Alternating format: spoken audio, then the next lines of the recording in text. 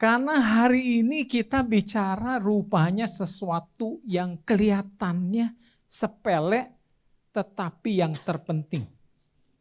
Karena ada firman Tuhan mengatakan di dalam Roma 1:17, orang benar hidup oleh iman. Apa sih artinya itu? Berarti kalau kita tidak memiliki iman, kita bukan orang benar. Begitu kan? Dan juga arti kedua adalah kita tidak benar-benar hidup kalau tidak memiliki iman. Atau kita tidak akan bisa hidup tanpa iman. Baik selama di dunia ini, apalagi bicara nanti di dalam kehidupan kekal. Jadi begitu penting topik ini kita mengerti. Karena walaupun kita merasa sudah dibaptis, sudah dibenarkan oleh pengorbanan Tuhan Yesus di kayu salib, tapi belum tentu kita mengerti maknanya. Belum tentu kita sudah hidup dengan iman.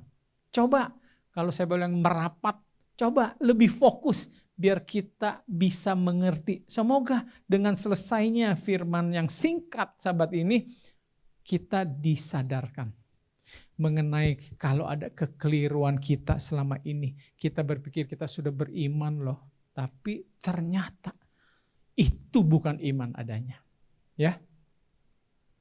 Jadi judulnya adalah bold faith. Saya coba cari-cari terjemahan yang tepat. Kalau bold itu bisa jadi strong, bisa jadi berani. Tetapi kalau saya lihat iman cuma berani aja kurang tepat. Jadi makanya saya kasih iman sejati. Karena saya senang kata cinta. Selalu kita sebut bukan cinta berani, bukan cinta yang kuat, tapi cinta yang sejati. Kita mau belajar iman yang sejati. Nah, iman yang sejati memindahkan gunung. Kita sudah tahu di dalam Matius 17 ayat 20 Tuhan Yesus berkata, menunjuk kepada gunung, mengatakan, jika sesungguhnya sekiranya kamu mempunyai iman sebesar biji sesawi. Saudara tahu biji sesawi itu cuma 1-2 milimeter kecil. Tapi dia bisa bertumbuh sampai 3 meter. Ya. Jadi dibilang kalau iman kita aja sebesar biji sesawi, kita bisa berkata kepada gunung ini, pindah dari sini ke sana, maka gunung itu akan pindah dan tidak ada yang mustahil bagimu. Memang kata gunung dalam kata aslinya bisa diartikan menjadi sesuatu yang sulit untuk dilawan atau ditiadakan, ya.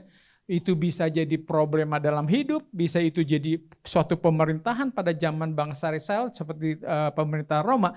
Tapi saudara, saya mau tekankan betapa banyak dari kita anak-anak Tuhan percaya tiada yang mustahil bagi Tuhan. Tapi seringkali kalau ditanya, Tuhan Yesus maksudnya gunung beneran atau bukan? Pertanyaannya waktu dia bicara aja dia bilang gunung ini, dia tunjuk kemana ya? Apa gunung ini? Jelas ada gunung. Nah saudara, ini bicara gunung asli, jadi gunung sekalipun bisa dipindahkan. Bukan oleh saya dan saudara, tapi oleh siapa? Oleh Tuhan. Tetapi rupanya untuk kuasa Tuhan bisa bekerja, itu membutuhkan iman saya dan saudara. Jadi kalau sekarang saya lihat kenapa kehidupan di dunia ini, atau hidup saya dan saudara, ya, kenapa kuasa Tuhan, kemuliaan Tuhan itu tidak bersinar sebagaimana seharusnya? Kenapa? Karena kita, anak-anak Tuhan, belum memiliki iman yang benar. Coba bisa perhatikan, kalau iman itu adalah, saya selalu ibaratkan sebuah kabel yang menghubungkan lampu dengan sumber listrik. Pernah di rumah kabel mau putus, listriknya kayak apa? Kedap-kedip. Karena hubungannya tidak benar. Makanya kenapa dunia sama seperti sekarang ini? Semua itu kata kuncinya karena iman kita belum benar. Iman sejati itu bukan sulap. Jadi walaupun gunung bisa pindah, itu bukan sulap. Tapi itu adalah karena kehendak Allah. Ya, jadi iman itu adalah menjadi saluran di mana kuasa Tuhan bisa terjadi menurut kehendaknya. Saudara tahu cerita Naaman kan? Saya renungkan. Kita kadang-kadang cuma lihat satu sisi. Bahwa, kuasa Tuhan luar biasa. Tiada yang mustahil, penyakit kusta, kanker, stadium berapapun sembuh. Amin. Tapi kita tidak melihat sisi lain. Bahwa mujizat itu tidak akan terjadi, saudara. Tidak akan kita lihat dan baca di dalam firman Tuhan tanpa ada keterlibatan iman dari Naaman. Saudara percaya? Masa sih kalau Naaman gak percaya, dia mujizat Tuhan terjadi, percaya berarti dipaksakan dong. Tidak demikian, saudara harus hargai. Naaman seorang jenderal yang tidak kenal Tuhan, tapi dia bisa memiliki iman. Mungkin imannya sebesar biji sesawi. Tidak sama besar dengan iman Musa, tapi sudah lebih dari cukup. Mujizat Tuhan terjadi, penyembuhan dia terima. Saudara, ini yang kita perlu sadari. Iman sejati itu bukan optimisme. Nah, ini yang saya mau mengerti. Seringkali kita berpikir iman itu optimisme. Coba saudara perhatikan Naaman. Memang mungkin awalnya Naaman itu pergi menemui Elisa karena optimisme. Pertama dia dengar berita, wah begitu banyak pekabaran, hebat, mujizat Tuhan tuh Tuhan bangsa Israel hebat, optimis dia. Terus optimis dia, saya ini panglima, saya punya kuasa walaupun di negara lain saya bisa datang. Terus optimis saya, aku kaya sehingga dia banyak bawa tuh harta. Dia pikir dia bisa kasih sama si nabi itu kalau sampai menolak. Optimisme. Saudara perhatikan ceritanya begitu dia pergi ketemu Elisa. Ini nabi keluar aja kagak. Waduh. Kalau saudara bayangkan kita berdasarkan optimisme menilai itu. Ini nabi bohong kali ya. Kalau nabi benar dia pede dong. Dia harus keluar. Kok dia ngumpet? Optimismenya coba bayangkan. Mulai dia terusik. Lalu dia bayangkan, dia bilang, mestinya penyembuhan ini luar biasa. Pakai pakai air disemprot, begitu keren lah, pakai api segala macam. Ini enggak ada begitu-begituan. Coba saudara pikir deh, kalau kita sakit, sekarang kita cari dokter. Kita pergi ke ruang dokter. Terus lihat penampilan dokternya aja, kayak orang bodoh. Optimisme saudara turun, percaya nggak? Itu kalau bicara optimisme, ya kan? Terus si Elisa bilang apa? Pergi aja ke kali. Ceburin dirimu 7 kali. Saudara pikir coba. Ini kita coba relate ya. Coba saudara jadi Naaman. Mau menyembuhkan penyakit yang langka begitu luar biasa pada zaman itu. Cara penyembuhannya cuma bilang, suruh ke kali nyebur. Saudara, seorang jenderal, dia itu nggak bodoh, dia pinter. Semakin pinter orang katanya semakin sulit untuk beriman. Karena pakai ini terlalu banyak logika. Dia pikir, ini dokter apaan? Hah? Masa penyembuhannya nggak masuk logika? Apa sih hubungannya? Nyebur sama sembuh kusta. Terus yang luar biasa lagi, aduh saudara pikir kalau jadi Naaman. Begitu pergi ke sungai Yordan, aduh minta ampun. Sungainya mending bersih, jernih kayak kaca. Kalau ikan koi kayaknya saya masih jernih loh, bening seperti kaca. Lihat ikannya jelas. Ini butak, saudara bayangin. Kusta itu udah kotor kulitnya. Aduh, mestinya masuk ke air obat dong, ada ramuan gitu kan ya. Ini masuk ke got, air kotor. Saudara coba bayangkan, kalau Naaman berdasarkan optimisme, memang dia sempat terusik. Ya kan? Tapi dia lanjut, dia nyebur. Itu karena imannya, tidak peduli sekecil apa saudara. Mujizat Tuhan yang luar biasa kita dengar dan saksikan sekarang ini. Nah ini yang penting buat saya dan saudara. Kalau kita sampai sekarang bertanya-tanya, Tuhan kenapa dalam hidupku aku tidak pernah melihat mujizat-Mu? Jawabannya, karena saudara belum memiliki iman yang benar. Simak firman sekarang ini supaya kita mengerti. Iman seperti apa yang Tuhan kehendaki. Agar mujizatnya yang tiada batas bisa terjadi di dalam kehidupan saya dan saudara. Saya mau lanjutin mengenai iman sejati itu bukan optimisme. Minimal ada 5 poin yang saya mau singgung. Optimisme itu bersifat psikologis, kejiwaan. Tapi kalau iman itu bersifat teologis. Banyak orang-orang influencer atau dulu dibilangnya apa ya? Orang-orang tuh yang suka bicara motivator. Dia mempengaruhi psikologis kita. Ayo percaya, apapun kita bisa dobrak. Itu cara bekerjanya optimisme. Selalu berdasarkan suasana hati kita, berdasarkan kepribadian kita, berdasarkan probabilitas. Ini berdasarkan probabilitas, teori kemungkinan. Jadi bayangkan Naaman, lihat berapa probabilitas dia sembuh.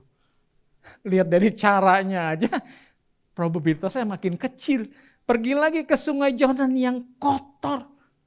Saya rasa probabilitasnya makin 0,00 sekian persen. Itu makanya bedanya optimisme dengan iman. Kalau iman mengatakan ya, kalau optimisme mengatakan saya percaya semuanya akan berjalan baik, entah bagaimana saya nggak tahu. Itu berdasarkan hati kita, kepribadian kita dan segala probabilitas. Tetapi iman berkata saya percaya kepada Tuhan meskipun segala sesuatunya tidak berjalan sesuai keinginan saya. Walaupun segalanya menurut probabilitas tidak mungkin. Ya, itu iman. Contoh lain dari Alkitab adalah Sadrak, Mesak, dan Abednego. Itu betul-betul iman sejati. Tidak tergantung keadaan. Coba ya, simak. Kalau memang iman Sadrak, Mesak, dan Abednego itu tidak ada, cuma optimisme, ini yang terjadi. Pertama dia nentang dong. Awalnya semua juga berani. Masih 50-50. Kondisi akhirnya belum tahu. Raja, aku gak mau sembah kamu. Ya kan? Terus mulai dipanasin tuh kompor, api bara. Udah mulai berkurang kan? Mendekati pada kematian. Saya rasa dan saya yakin kalau dia berdasarkan optimismenya mulai berkurang. Darinya 100% mungkin jadi 90%. Terus sudah mulai siap-siap udah tinggal dia lagi dipegang mau di itu. Gimana? Saudara kalau optimisme berdasarkan probabilitas. Mana Tuhan? Udah ditunggu sejauh ini. Mati cilaka. Kayaknya secara perhitungan udah gak mungkin Tuhan sempat tolong saya. Saya akan mati. Buru-buru Sadrak, Mesak. Tunggu raja. Oke deh, gak jadi deh. Oke saya sembah aja raja. Saudara amin? Yakin? Kalau Sadrak, Mesak, Abednego mempertahankan Tuhan dengan optimisme, nggak bakalan tahan. Ya, tapi karena itu iman sejati. Walaupun mati aja. Sehingga dia nggak berubah. Walaupun sudah apinya kena sedikit, misalnya berasa anget, panas, dia tidak berubah. Saudara bisa mengerti ya, itu bedanya optimisme dengan iman. Seringkali kita merasa punya iman, tapi sebetulnya hanya optimisme saja. Sehingga kita kadang memaksakan diri, wah percaya ya, yakin. Pasti berhasil, pasti hasilnya sesuai yang kita mau. Tapi kalau ternyata ujungnya semakin tidak kondusif, tidak semakin mendukung perhitungan kita, keinginan kita, biasanya kita mundur. Betul? Makanya dibilang ada kata hampir. Jangan sampai saudara dan saya hampir, tapi enggak selamat. Sebagai pengusaha, saya pengusaha. Bisa juga dibedakan. Coba anak-anak saya semua dengar juga karena kita terlibat di dalam usaha. Pengusaha bisa adanya pengusaha optimis. Beda sama pengusaha beriman. Itu beda banget, beda total. Memang perlu ada optimisme, betul? Kata orang dunia untuk maju. Jadi bukan berarti orang beriman gak optimis, cuma optimisnya beda dasar. Ya, seorang pengusaha yang optimis berkata, ekonomi terlihat baik, bisnis saya akan berkembang. Seorang yang beriman berkata, meskipun ekonomi runtuh, Tuhan saya akan memenuhi semua kebutuhan saya. Amin. Itu beda. Ya. Makanya kalau kita pengusaha yang beriman, kita enggak, walaupun ada rasa khawatir, ada rasa takut, tapi kita enggak bakalan tertekan, terombang-ambing, menjadi hilang arah dan tujuan, apalagi hilang pegangan kita kepada Tuhan. Ya, saya nggak mau panjang lebar, tetapi pada waktu terjadi COVID, wah kita pikir gimana pendidikan terjadi COVID, murid nggak ketemu, tapi puji Tuhan, kami malah untung, malah kami mempunyai karyawan meningkat. Nah itu mungkin jangan kita semua melupakan. Ya, saya selalu ingat Yeremia 17 ayat 7 dan 8. Jadi kita harus menjadi orang yang, atau juga kalau pengusaha atau karyawan pun, bukan yang sekedar optimis, tetapi beriman. Ya, karena kita berdasarkan hanya percaya kepada janji dan kasih setia Tuhan. Lalu optimisme itu adalah berpikir positif. Jadi banyak tuh ilmu yang ngajarin positive thinking. Saudara boleh coba positive thinking lah. Kalau udah di sini pestol, ayo positive thinking lah, ya kan? Coba aja kalau udah segala sesuatu udah di ujung tanduk. Positive thinking itu udah dibilang gila, nggak masuk akal. Gimana saya mau positive thinking? Udah gini, aduh, udah tinggal diangkat dikit aja dia suruh positive thinking. Itu mungkin nekat. Tapi kalau iman itu mungkin sekali, ya. Iman, saya tahu Tuhan itu baik, terlepas dari bagaimana hasilnya. Nggak penting hasilnya. Sekalipun Sadrak, Mesak, Abednego hasilnya mati. Nggak penting. Sebagai pengusaha akhirnya bangkrut. Tidak penting. Tinggal saudara percaya nggak? Di belakang kebangkrutan itu ada sesuatu yang baik. Yang Tuhan mau berikan kepada saya dan saudara. Ya mungkin bukan sesuatu kesuksesan lain. Bisa jadi karena Tuhan bilang, daripada kamu binasa seluruhnya, lebih bagus apa? Masih bagus matanya gak dicungkil, cuma masalah usahanya aja digeser. Betul kan? Mungkin jabatan saudara dicopot. Daripada nanti kena KPK, buru-buru dicopot, bersyukur puji Tuhan. Ya, pasti orang-orang yang udah kena KPK udah bertanya, aduh Tuhan, kenapa engkau gak larang aku? Kenapa engkau gak hindarkan aku? Nah, seperti Hawa tuh optimisme, gak beriman sama Tuhan. Ya. Jadi Ayub ketika semuanya hancur, optimismenya menghilang. Tapi Ayub karena beriman menyatakan meskipun dia membunuhku, aku tetap akan percaya kepadanya. Jadi iman tidak perlu memerlukan akhir yang bahagia untuk terus percaya. Itu optimisme. Kalau selalu keadaan harus positif, baik, kita tetap yakin, percaya, berharap sama Tuhan. Saudara sedang hidup berdasarkan optimisme. Percaya saya, cepat atau lambat itu jadi bom waktu. Begitu saudara mengalami guncangan seperti Petrus, kabur kita. Begitu nanti kita memperoleh satu guncangan, kita sangkal Tuhan kita. Yang selama ini seperti saya berdiri di sini, tapi ternyata kita tidak memiliki iman selama ini. Hanya optimisme. Optimisme itu menghindari kegelapan. Iman berjalan ke dalam kegelapan bersama Tuhan. Optimisme mencoba menyangkal rasa sakit tidak seburuk itu. Coba make believe. Ya. Iman mengakui rasa sakit tetapi tetap berpegang pada Tuhan. Optimisme manusia akan berkata, Tuhan pasti ada jalan lain. Pasti tidak seberat ini. Iman Yesus berkata, bukan kehendakku melainkan kehendakmu yang jadi. Ia masuk ke kegelapan salib. Bukan menghindarinya karena tahu Bapa hadir di sana. Optimisme itu selalu menolak hal-hal yang tidak enak, hal-hal yang menantang, yang buruk, yang kurang baik buat penilaian kita. Tapi kalau saudara memiliki iman, di dalam kekelaman seperti kitab Mazmur, di dalam kegelapan, saudara nggak bersungut. Saudara tetap jalani. Karena tahu apa? Tuhan tetap pegang kendali. Tuhan tetap pegang di sisi kita, berjalan bersama kita. Itu iman sejati. Yang kelima, optimisme hidup dalam probabilitas, iman berakar pada janji seperti tadi. Nah, aman. Ya, dia hitung probabilitas. Ya, kemungkinannya. Optimisme bertanya, apa peluangnya? Itu optimisme. Kalau saya ibaratkan kita punya asisten nih, Angga atau Joel ya. Kalau saya boleh contoh, Joel, anaknya Pak Agung. Coba Joel berdiri, mungkin belum ada yang kenal. Joel berdiri, coba dilihat, Joel ya. Terus saya mau bikin dia pertandingan tinju lawan Mike Tyson. Oke, jawab, menang kalah. Berdasarkan optimisme, udah kalah total pasti. Seperti waktu Daud dihadapkan sama Goliat, aduh bocah, lawan tentara terlatih berotot 3 meter. Optimisme mengatakan it's impossible, it's dreaming, betul? Jadi kalau iman hanya bertanya, apa yang telah Tuhan firmankan?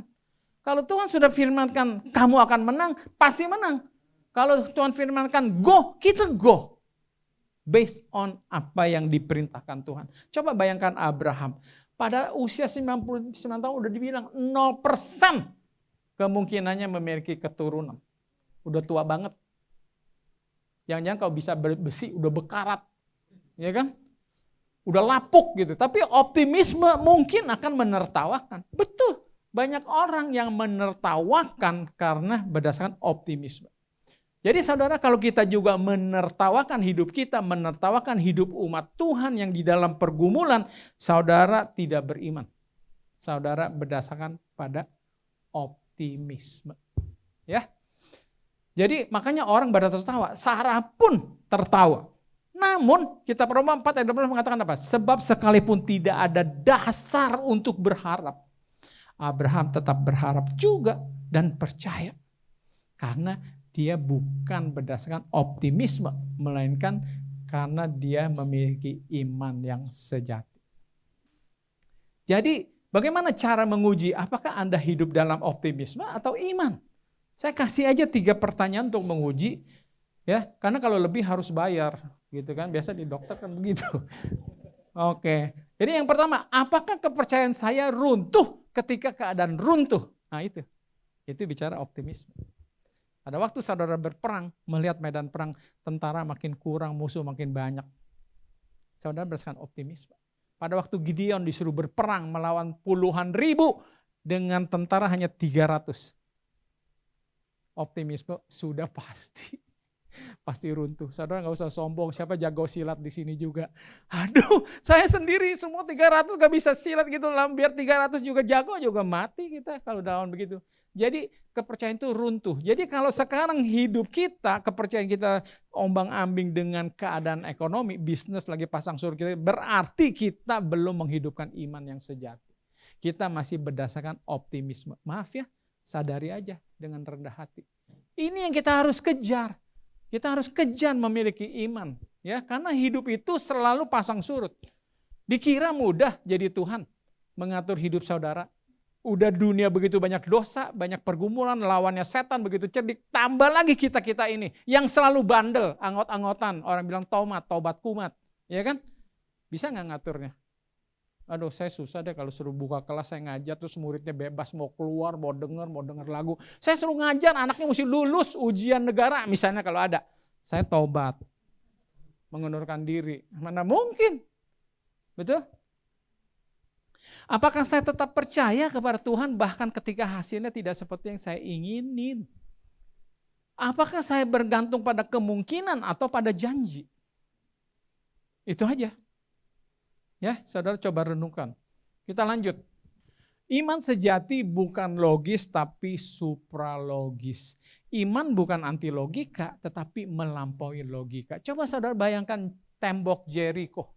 Dibilang tembok Jericho itu begitu tebal, 2 lapis, lebarnya berapa meter, harus dirubuhkannya pakai mesin perang, harus pakai bom, dinamit. Tapi ini runtuhnya dengan apa? Aduh, cuma keliling tiap hari sekali. Hah? Hari ke-7? 7 kali. Terus teriak, tiup sangkakala.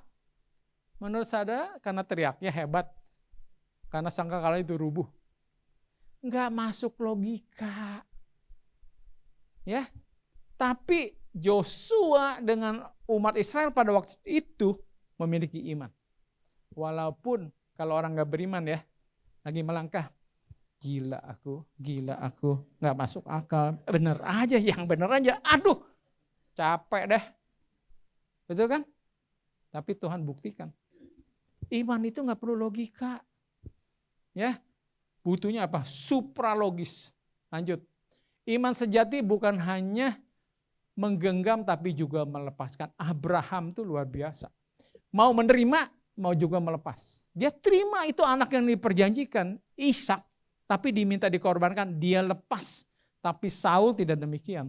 Udah diangkat jadi raja, waduh nggak rela dia diganti turun tahta. Jangan sampai saudara begitu juga ya. Sudah pegang jabatan, pegang kekuasaan, nggak mau turun. Jadi intinya dalam hidup kita itu kita harus tahu kadang ada kita. Kitab Salomo, ada waktunya menabur, ada waktunya menuai, ada waktunya berduka, ada waktunya bersuka. Semua ada waktunya. Jadi kita juga ada waktunya harus let go. Selain kita memperoleh sesuatu. Jadi kadang-kadang ada hal yang menghalangi berkat Tuhan dalam hidup saudara. Ya. Mungkin itu kekasih. Nah ini bagi anak remaja yang selalu jatuh cinta. Dia kira hidup itu cuma cinta-cinta. Ya toh, kalau tidak ada iman, maka cinta itu berubah. Dari cinta jadi cinta diri. Ya. Jadi kadang iman yang berani itu berarti melepaskan, bukan memegang. Jadi kita harus ibaratnya tunduk kepada Tuhan punya kebijakan. Kalau Tuhan bilang lepas saja. Jadi ingat saya pernah khotbahkan, salah satu kunci atau satu teladan yang Tuhan Yesus berikan kepada kita adalah apa? Hidup tidak terikat. Tuhan Yesus nggak punya istri, nggak punya anak, nggak punya rumah, nggak punya mobil, nggak punya jabatan, apapun tidak punya. Karena dia tunjukkan tidak mau terikat. Tapi kita nih semakin kaya semakin terikat. Ya kan? Betul enggak? Makin banyak ikatannya. Ya. Oke. Jadi kalau ada waktunya Tuhan harus minta kita lepas, relakan. Saudara harus relakan. Semua itu cuma titipan. Itu yang kita mesti sadari. Semua itu bukan milik kita. Semua itu dipercayakan. Jadi jangan pernah kita menjadi sombong dan takabur. Lanjut. Ini saudara, pengalaman kami. Iman sejati bukan tanpa takut tapi melangkah. Meskipun ada rasa takut. Jadi pada waktu istri saya mengandung anak yang keempat, barren. Sekarang dia lagi honeymoon. Wah keren di Paris. Ya kan? Tapi kalau nggak karena iman kami berdua, saudara nggak hadir ke pernikahan barren kemarin. Barrennya aja doesn't exist. Betul? Jadi pada waktu kami datang ke dokter yang sama, yang menangani ketiga anak kami sebelumnya, dokter katakan, wah kali ini berbeda. Janinnya tumbuh di dalam rahim bersama tumor.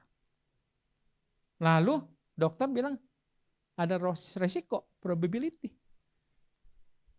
Mati bayinya, atau bayi selamat, mati ibunya, atau mati dua-duanya. Jadi makanya kami diberikan waktu berpikir. Tapi saudara, bukan tidak ada rasa takut. Walaupun kami akhirnya memutuskan percaya kepada janji Tuhan. Tuhan sudah berikan. Apapun resikonya kita jalani. Jadi bukan gak ada rasa takut. Sering sekali istri saya bilang gini, Purwa, kamu kan masih muda, anak-anak masih kecil. Kalau aku mati, kamu menikah lagi ya. Coba saudara. Makanya saudara kalau kesempatan nanti dengar lagu saya bersamaku lagi di YouTube ada lagunya.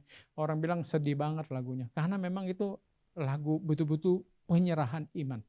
Saya udah berserah penuh kalau memang Tuhan izinkan dengan iman yang kami pertahankan. Karena kami tidak mau bunuh anak kami. Tapi apapun resikonya kami terima. Sehingga dalam lagu ini saya sudah pikir istri saya mati. Ini lagu kematian. Makanya istri saya dulunya nggak mau denger. Kalau saya nyanyikan lagu itu, kamu nyumpahin ya? Enggak. Karena saya bergumul. Untung saya bisa tulis lagu. Kalau enggak saya sudah gila. Betul kan? Jadi memikirkan hal itu, di dalam lagu ini saya melakukan penyerahan. Karena satu, iman saya percaya akan dibangkitkan lagi pada hidup kekal. Maka saya katakan, bersamaku lagi. Saudara. Jadi iman sejati bukan tanpa takut ya. Jadi boleh takut, tetapi tetap melangkah meskipun ada rasa takut. Contohnya Gideon. Gideon kan dia membongkar, merubuhkan itu berhala-berhala. Tapi kenapa dia dilakukan malam hari? Gelap-gelap, gak ada orang. Betul? Dengar gak ceritanya? Apa Tuhan bilang gini? Tidak Gideon, aku tolak. Kamu banci. Kenapa kamu melakukan yang gak di depan umum? Kumpulin dulu dong semua biar tahu. Enggak demikian. Ya kan? Jadi gak apa-apa kita punya rasa takut. Tapi jangan rasa takut itu mengalahkan iman saya dan saudara. Untuk tidak lanjut, berani bertindak. Ya, iman sejati itu bukan instan tetapi bertahan dalam penundaan. Jadi Kaleb menunggu 45 tahun sampai masuk Kanaan. Yusuf menunggu 13 tahun sampai jadi orang kedua di Mesir. Jadi orang yang menanti-nantikan Tuhan mendapat kekuatan baru. Jadi kembali lagi, kalau saudara punya iman sejati, gak peduli waktunya kapan.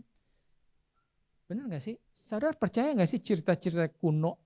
Cerita-cerita Cina kuno, itu ada orang wanita yang patah hati, berpisah. Bukan patah hati deh, berpisah sama sang lelaki yang dicintai. Dia gak menikah seumur hidup. Dia tunggu terus. Gak peduli waktu. Saudara percaya gak sih? Percaya gak? Saudara percaya. Itu iman yang sejati. Gak buru-buru. Percaya Tuhan itu ada waktunya. Dan waktu Tuhan adalah waktu yang terbaik. Ya. Iman sejati tidak memindahkan gunung tetapi menembusnya. Ini mungkin cerita saja, saya nggak bisa banyak cerita. Ini peristiwa di tahun 19 berapa gitu, 33 atau 1918. Ini terjadi di Jepang. Jadi mereka mau membangun jalan tapi melewati gunung. Jadi terowongan tanah namanya di Jepang, panjangnya 8 km, dibangun 16 tahun, penuh longsor, gempa, korban jiwa, tapi akhirnya tembus juga. Tanah-tanah ini bukan hanya contoh fisik dari mengatasi gunung, tapi gambaran iman yang berani menghadapi ketidakpastian, penderitaan dan resiko besar. Tetapi tetap melangkah karena visi lebih besar. Terowongan ini bukan segera hilang gunungnya, justru mereka melalui gunung itu. Menggali di dalamnya, menghadapi gelap, air masuk, runtuhan, panas, gempa, tapi akhirnya berhasil. Dalam iman banyak dari gunung yang kita hadapi memiliki karakter yang sama, tidak terduga, menyakitkan, beresiko. Tapi iman menggerakkan orang untuk tetap menggali meski takut demi melintasi ke sisi lain. Saudara jangan menyerah. Apabila mempertahankan iman saudara yang sudah benar, tetapi harus menghadapi tantangan dan berbagai pengorbanan. Lewati, terobos gunung itu terus. Dan titik cahaya akan terbuka. Dan saudara akan bersyukur pada waktunya. Lalu iman sejati bukan kabur. Nah ini, jadi jangan kalau kita punya masalah mengelak kabur. Ini dia katakan kita harus menamai gunung itu. Maksudnya apa? Jadi kita di dalam doa harus berani spesifik. Saya bukan bicara spesifik sampai terlalu over, sampai kita sebutin sesuatu itu sampai ukurannya, warnanya, enggak begitu. Pengertian spesifik adalah begini, kenapa saudara harus bisa menamai masalah saudara? Karena pertama saudara harus menyadari, harus mengakui bahwa itu adalah masalah. Dan yang terlebih saudara merendahkan hati. Bahwa saudara tidak sanggup akan masalah itu dan minta pertolongan Tuhan. Jadi nggak bisa berdoa sama Tuhan gini, Tuhan tolonglah berikan kedamaian hidupku, ya berkat yang limpah. Tuhan udah tahu lah apa yang ku perlu, amin. Enak aja ya. Karena kenapa? Semua perjalanan perjuangan dalam hidup itu perlu kerjasama antara Tuhan dan saudara. Nggak bisa. Emang Tuhan itu kayak disuruh-suruh. Tuhan itu bekerja sama dengan saudara. Jadi saudara yang harus terlibat melakukannya. Pernah saya bilang, Ada seorang istri bilang, kok saya berdoa setiap hari ya sering, suami saya nggak berubah-berubah. Terus saya tanya, kenapa ibu gimana sama suami udah berlaku baik? Enggak, saya juga ribut mulu. Ya ampun. Jadi mana mungkin doa itu terjawab. Jadi ibu harus begini doanya.